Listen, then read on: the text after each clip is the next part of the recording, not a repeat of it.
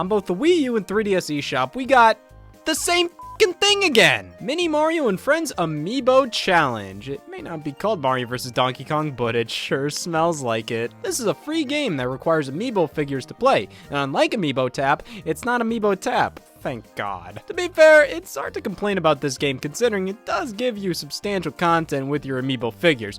Unique stages for each of these characters, all specifically designed to complement their aesthetics and abilities. You get 4 special levels per character, alongside the 12 stages all characters can play through. If you only have 1 or 2of these Amiibo, that's a pretty light adventure. If you own all of them, damn, why would you need any other game? It's definitely more interesting of a release than Tipping Stars, even if that is a more complete and structurally sound title. But for a free app you can download to get some quick gameplay out of your Amiibo from, this ain't half bad. Now Star Fox Zero, that was full-blown half bad. There is a free eShop download promoting the game. Star Fox Zero, The Battle Begins, plus Training. Basically, it plays a promotional animated short for the game while also containing the training mode from Star Fox Zero.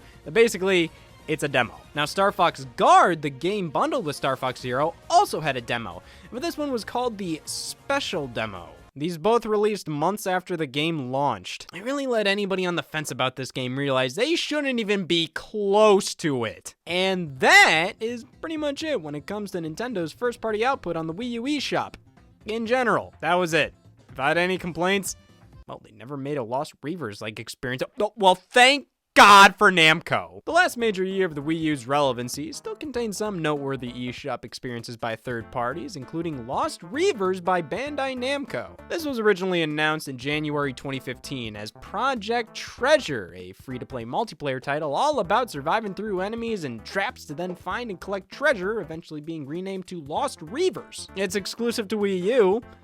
That's a selling point. This is how I think things went. Nintendo asked Bandai Namco to make an exclusive Wii U title, so they decided to make something that's more tax write-off than game. Turns out this was mostly created as a test project, I guess. A game that younger developers at Namco could cut their teeth on. Damn, the Wii U was used. There's just nothing to this game. It's so generic and bland. Just a second-rate pet project Nintendo used to make it seem like the Wii U was getting legitimate third-party support. The Wii U has Lost Reavers, unlike the other guys. We also have Birdmania Party. Why did they put Birdmania out on Wii U? In 2016, Super Meat Boy hit the system, which was a lovely surprise, though they had to replace the original soundtrack due to a licensing dispute. SteamWorld Heist received a port, Oddworld New and Tasty, which was a pretty massive title to make the jump. Axiom Verge was a big deal. That was the Metroid-like game at the time, and to have it on a Nintendo system felt like a match made in heaven. Minecraft Story Mode. Okay, so this was all in the era of the Telltale games, all those point-and-click interactive drama games like The Walking Dead, Batman, Tales from the Borderlands. We didn't get any of those, but we did get Minecraft Story Mode and some more milk to help us sleep at night. Hey, Minecraft's for everybody. It does massively appeal to kids, but it's a general audience type of game. But it being the only Telltale game we got was just kind of insulting. Like, come on!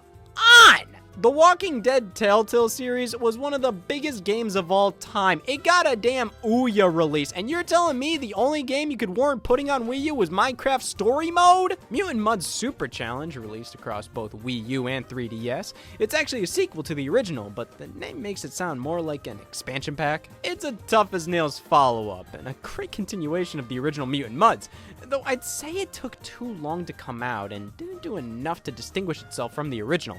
It's pretty much just harder Mutant Mudds. It does an excellent job of being that, but by 2016, I think it was too little too late. Tumblestone was an indie puzzle game Nintendo pushed hard. It was either this or Bombing Bastards. And I'd say the last major release of 2016 was Pirate Pop Plus, which was a little tribute to old school handheld gaming. Other than that, original releases on the Wii U eShop were basically relegated to releases, but the 3DS eShop, that's where Nintendo fans are spending their 2016. Questioning their faith. My Nintendo Picross The Legend of Zelda Twilight Princess was another loyalty program exclusive eShop game. This one you'd get from using the Club Nintendo replacement, My Nintendo. Like Hepatitis. My Nintendo is a piece of junk. Like, just look at all these digital rewards. My Nintendo theme to Donkey Kong? The only reason I'd get that is if I had something to hide. My Nintendo Picross Twilight Princess was just a smaller promotional title. The Picross games were easy to churn out for 3DS, and Twilight Princess HD for Wii U just came out, so hey, let's promote this to our most loyal fans. Yeah, the ones with the release date tattoo. It's a fine, albeit obviously budget version of Picross with Twilight Princess art in it. Now, if that's not what you're interested in, Box Boy has nearly none of those elements. The sequel to Box Boy, you know? I always wondered what happened next. Box Boy is very much just more of the same, except now you can create 2 sets of boxes, which doesn't really feel like that warrants a sequel. What, does just adding an ability do that? What does taking one away do? If Box Boy gets a limb cut off, is that a prequel? Again, a fine, fun little puzzle game, just nothing too special.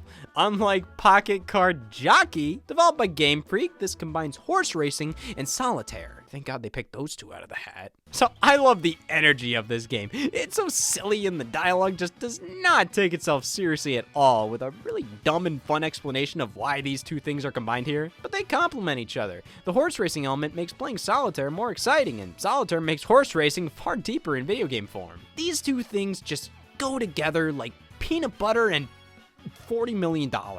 Yeah, that's a good combo. Swap Doodle. Uh-oh. I assume this would have been the 3DS's first AO game, but nah. This is a successor to Swap Note in nearly every way. Why they waited until 2016 to do so? Maybe that year child safety was getting a little too comfortable. Swap Doodle is pretty much just Swap Note again, though this time with in-app purchases like drawing lessons and stationery and a few features removed, such as the ability to include photos you've taken. But obviously for security reasons. Really strange to me how similar this is to the original app with only a couple of things altered, especially after how much the initial controversies obviously affected Nintendo's decision making with this kind of stuff. In the end, it's another form of Swap Note, but released at a time in which I can't really see many people saying they heavily got into this one. Outside of those releases, Nintendo put out a handful of heavy-duty eShop games, titles that were designed to be sold at retail and in other regions were, but here in North America, they feared what we'd do with a box. Perjury's pretty cool. The most unfortunate eShop exclusive for us has to be Rhythm Heaven Mega Mix, a game Nintendo of America assumed wouldn't do well at retail, which is ridiculous.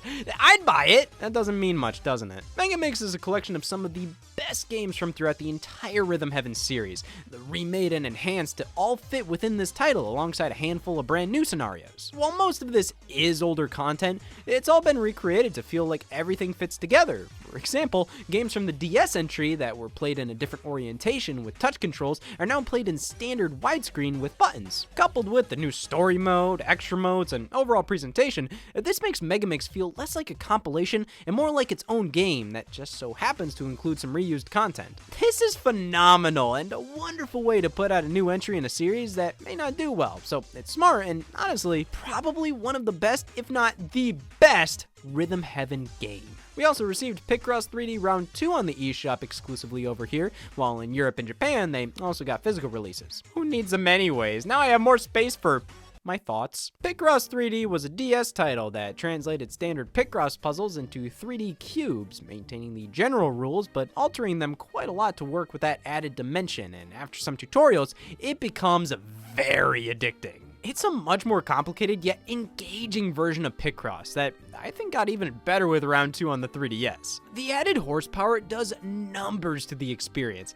Everything feels so much smoother with loads more personality in the backgrounds and the puzzles, and there are new twists with differently colored spots that overall make Picross 3D Round 2 just one of the best little puzzle games. With third parties, we got a sequel to Phoenix Wright Ace Attorney Dual Destinies, this time Spirit of Justice, also an eShop exclusive, Boo, Guruman 3D, a monstrous adventure, a port of this older PSP game, and that's basically it for 2016. I hope you're looking forward to Box Boy next year.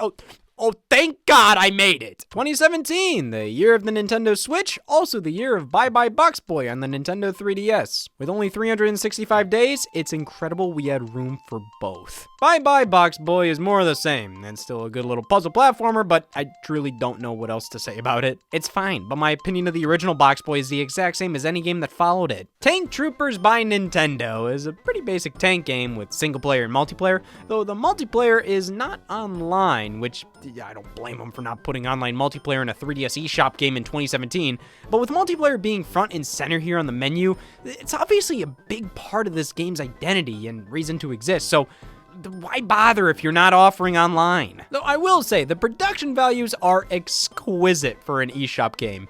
The full 3D environments, voice acting, fun character designs, it's a rock solid little game. Though being a little game just wasn't really enough to get me and others to open their 3DS systems around this time. Much like 2 Kirby titles that released within the year, similar situation to the Kirby Fighters Deluxe and DDD's Drum Dash Deluxe fiasco. Now, these are 2 games based on sub-games found in 2016's Kirby Planet Robobot, Team Kirby Clash, and Kirby 3D Rumble. We got Team Kirby Clash Deluxe, which was free to start with microtransactions littered in there. I mean, if you're gonna make these standalone, making them free makes more sense than charging, what, $7 for this standalone? For this?